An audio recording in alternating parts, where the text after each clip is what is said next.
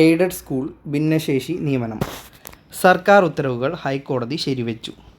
കേരള ഹൈക്കോടതി എയ്ഡഡ് സ്കൂളുകളിലെ നിയമനത്തിന് ഭിന്നശേഷി സംവരണം ഉറപ്പാക്കാൻ സംസ്ഥാന സർക്കാർ പുറപ്പെടുവിച്ച ഉത്തരവുകളും സർക്കുലറുകളും ശരിവെച്ച ഹൈക്കോടതി ഭിന്നശേഷിക്കാർക്കായിട്ട് നീക്കിവെച്ച തസ്തികകളിൽ ഇതുപ്രകാരം ഉടൻ നിയമനം നടത്താൻ വേണ്ടിയിട്ട് സ്കൂൾ മാനേജ്മെൻറ്റുകൾക്ക് സർക്കാർ നിർദ്ദേശം നൽകണമെന്നും ജസ്റ്റിസ് TR രവി ഉത്തരവിട്ടു.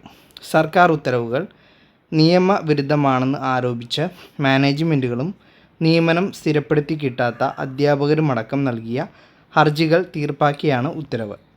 ഭിന്നശേഷിക്കാരുടെ ഒഴിവുകൾ നികത്തുന്നതിനുള്ള അനുമതിക്കായിട്ട് മാനേജ്മെൻറ്റുകൾ നൽകുന്ന അപേക്ഷകളിൽ അധികൃതർ 1 മാസത്തിനകം തീരുമാനം എടുക്കണമെന്നും കോടതി നിർദ്ദേശിച്ചു.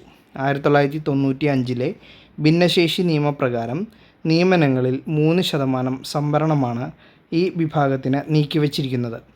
2016 നിയമപ്രകാരം ഇത് 4% ആക്കി. സ്കൂളുകളിൽ ഹയർ സെക്കൻഡറി, ഹൈസ്കൂൾ തുടങ്ങി വിഭാഗങ്ങളെ ഒറ്റ യൂണിറ്റാക്കി കണക്കാക്കി വേണം ഒഴിവുകൾ നിശ്ചയിക്കാനെന്ന ഹർജിക്കാരുടെ ആവശ്യം കോടതി തള്ളി.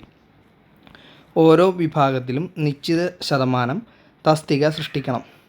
25 ഉദ്യോഗാർത്ഥികളുടെ ഒരു ബ്ലോക്കിൽ ആദ്യ നിയമനം ഭിന്നശേഷിക്കാർക്കായി നീക്കിവെക്കണമെന്ന സർക്കാർ ഉത്തരവും സിംഗിൾ ബെഞ്ച് ശരിവെച്ചു. പ്രൈമറി സ്കൂളുകളിൽ ഉത്തരവ് ബാധകമാക്കണമെന്ന മാനേജ്മെൻറ്റുകളുടെ ആവശ്യം അംഗീകരിച്ചില്ല.